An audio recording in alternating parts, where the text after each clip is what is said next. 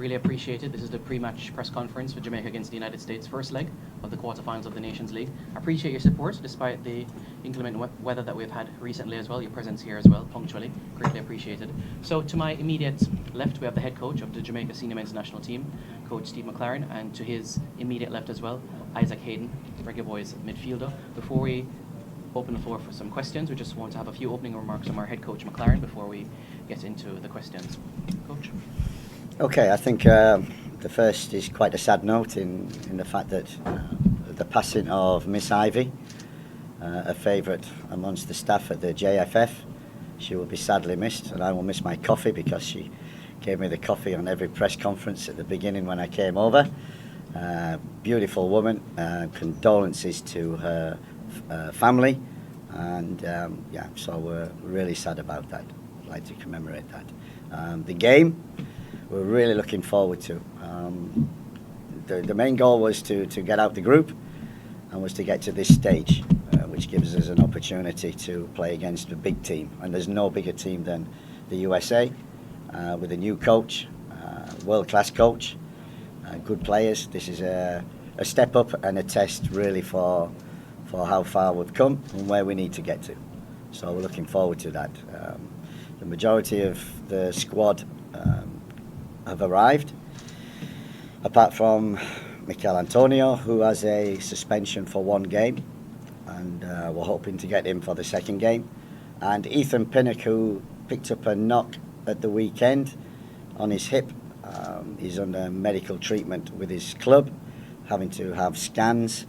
We're constantly in contact with him every day. And we're hoping that at some stage, maybe not for this game, but for the second game, he can come and join us. Bobby Reid is missing.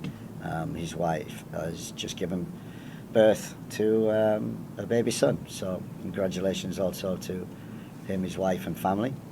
And yeah, we're looking forward to the game, and I'm looking forward to and been working with Isaac for 2-3 days now, and it was great to get him over. The commitment that he showed to do that, taking the responsibility of coming over himself. We've got to thank the JFF, the president, Roy Simpson, all those involved in making sure that Isaac could join us earlier and get the experience of the camp, where the goal, as always, is World Cup qualification, and this is just a stepping stone to increasing and developing and broadening the squad. Thank you. All right, thank you very much, Coach. We'll now open the floor for questions. Daniel, do you want to kick us off? All right, Coach. In terms of your messaging to the players over the last 4 games, you said that you wanted them to be brave in possession.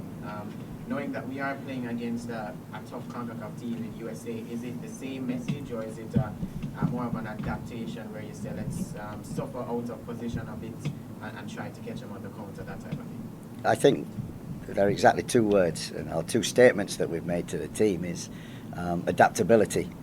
This is a different opponent, and I've watched the games previous, especially the last one, and I don't know what the possession stats were, but not very high for Jamaica. But that doesn't mean that you don't win football matches that way, and very close to doing that.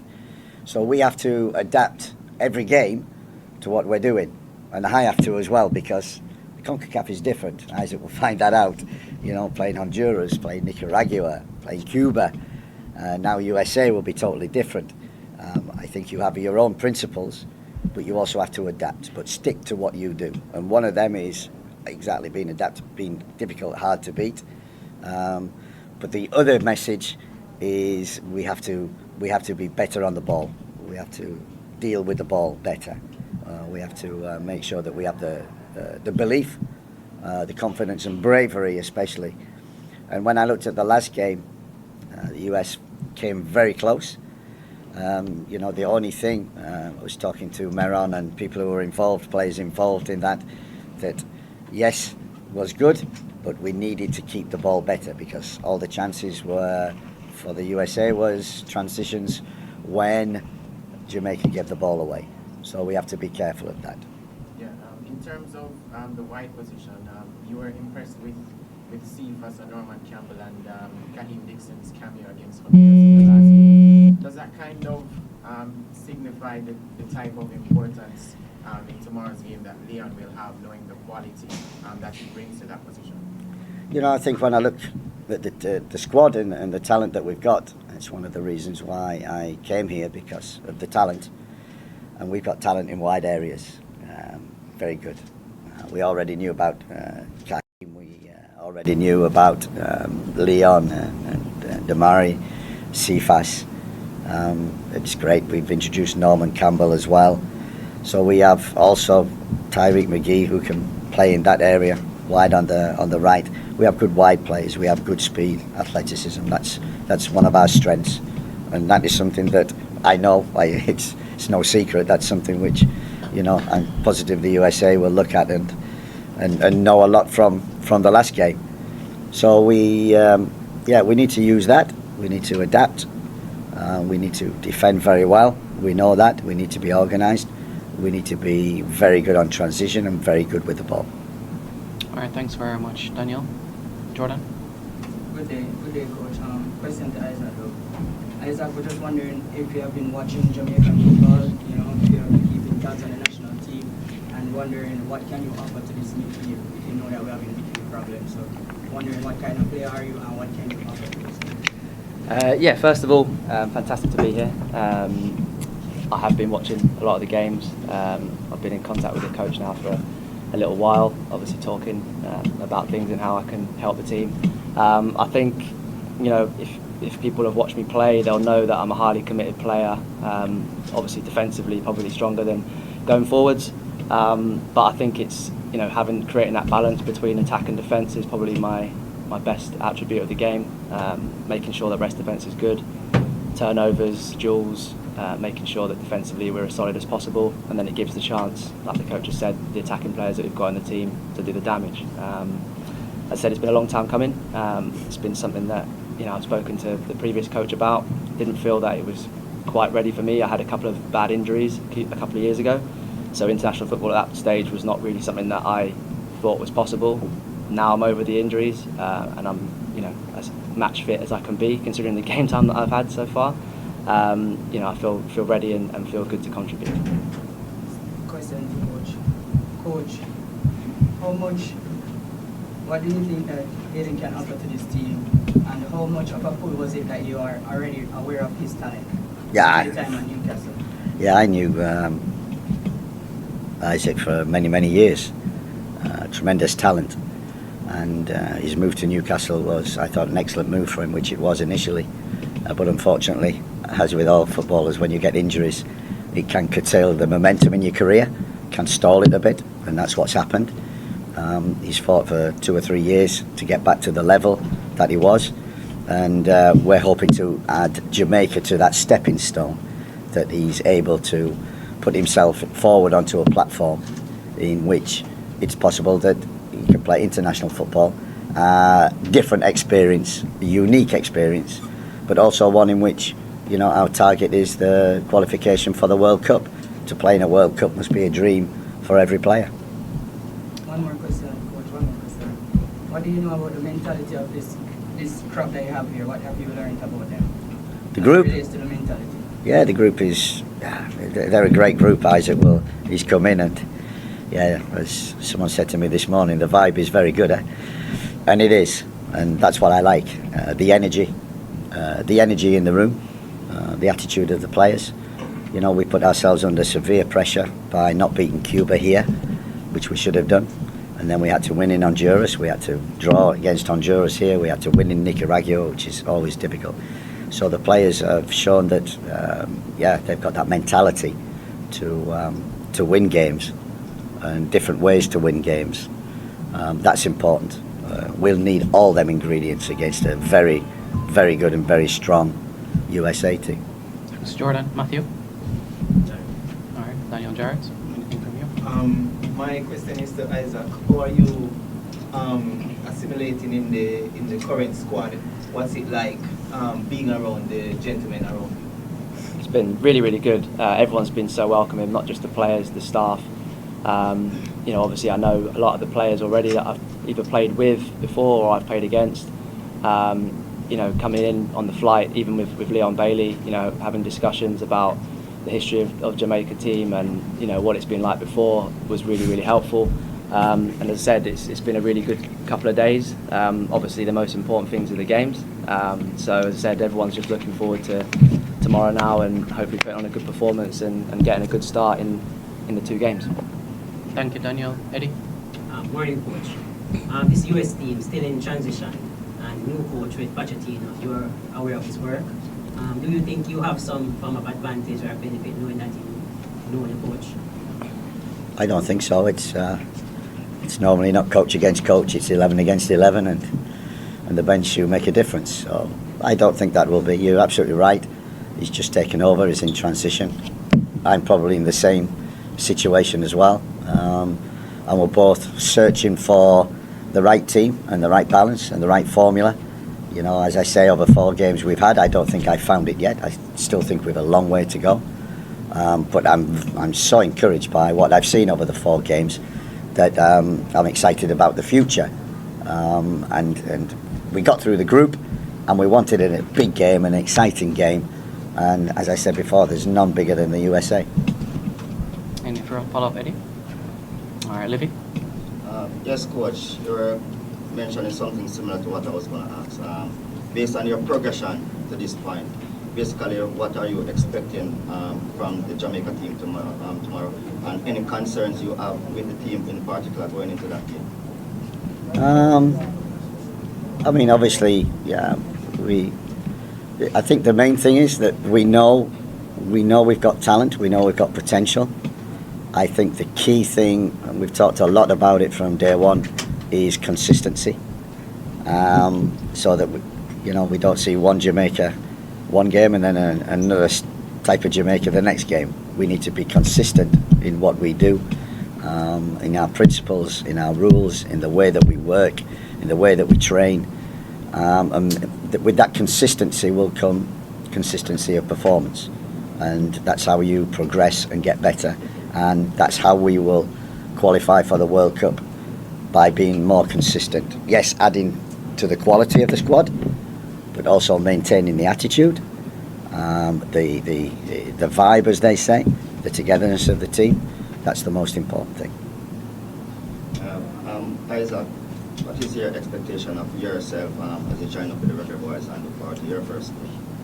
I think just do my best. As I said, I'm a fully committed player. Anyone that knows me or see me play knows that I'm a highly committed player and someone that gives 110% every moment of every game, every training session. I always want to win.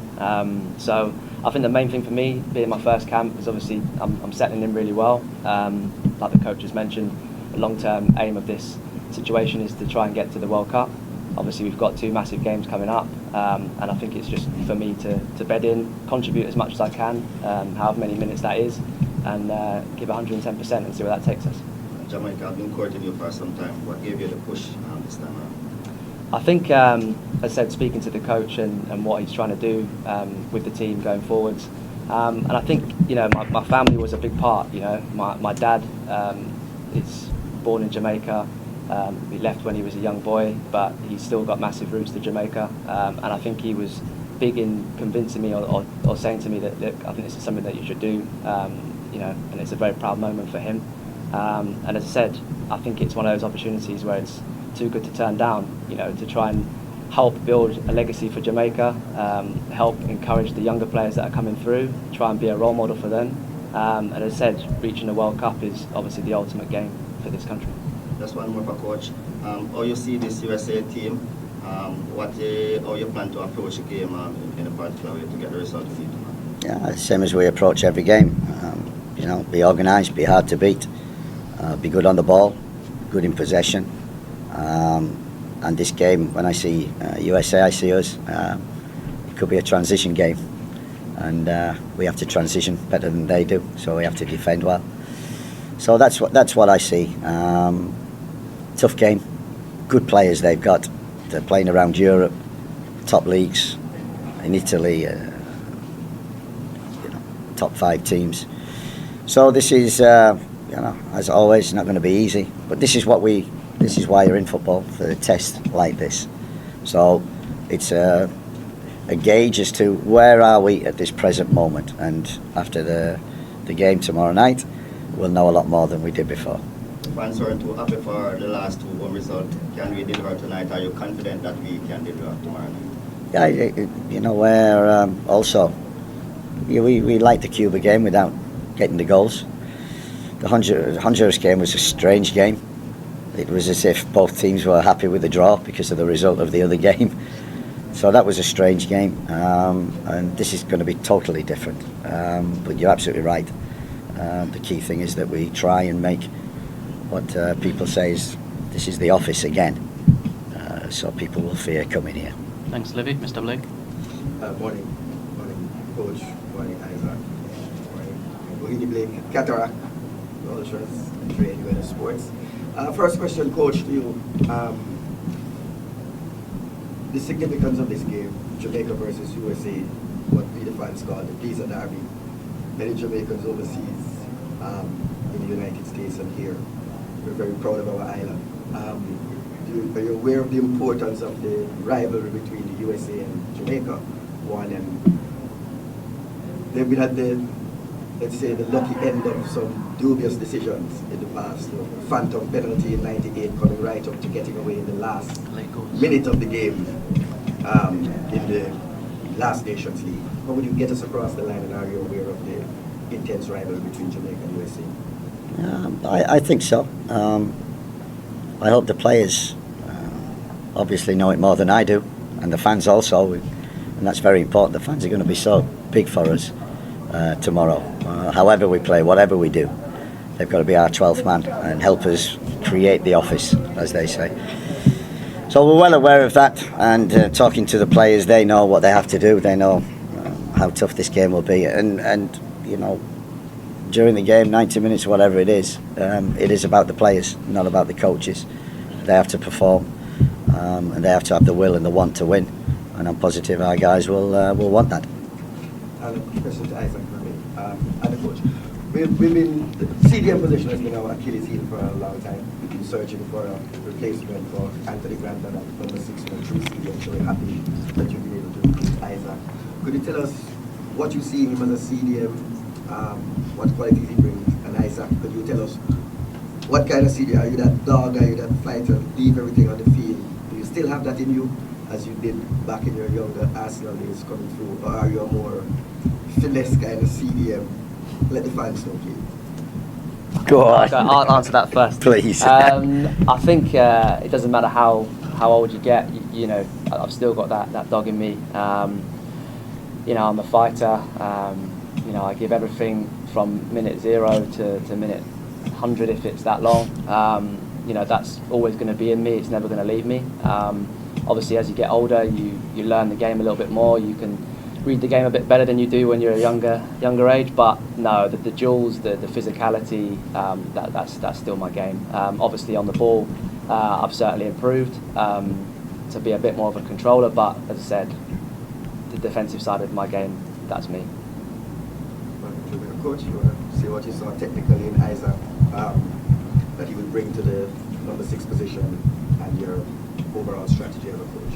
Yeah, I mean, looking from afar, I've followed Isaac's career, and as you say, from the Arsenal days and all the way through. And a player with great talent, and as I say, unfortunate to get injuries, which can curtail a career. But at the age now, the game becomes not easy, but you start to read it better, use your experience more, and that's what we need. We need someone who is an expert in that position. And I think that person, that midfielder, what we're trying to do, and we haven't quite got it at the present moment, is that link from the back to the front, which is probably one of the reasons why we're not creating enough. So that's one of the responsibilities when Isaac plays, is to create that link from the back to the front, to have the ability to receive the ball with 1 the back to goal, 2 facing the goal, 3 side on, get out of tight areas. We know the defensive side. We know that he's smart. Interceptions are key. But like I said, we've come full circle. Dealing with the ball is one of our major goals with this team. So everybody, by the time next year comes around and World Cup qualification, we want everybody in the team who who are able to deal with the ball, take the ball. That's the goalkeeper, all the way through the bench. And we're starting to build that, but we've still got a long way to go. MG? And just to connect to the fans in Jamaica, could you tell us where your father is from, where in Jamaica you have your roots? Yeah, St Catherine was where my father was from, and then they said both my grandparents on that side were also born in Jamaica. So yeah, it's a long line of heritage there. MG? MG Sports here. Coach, for the many years the USA team have gotten the better of us in many different facets. A big point of part of that is the mentality.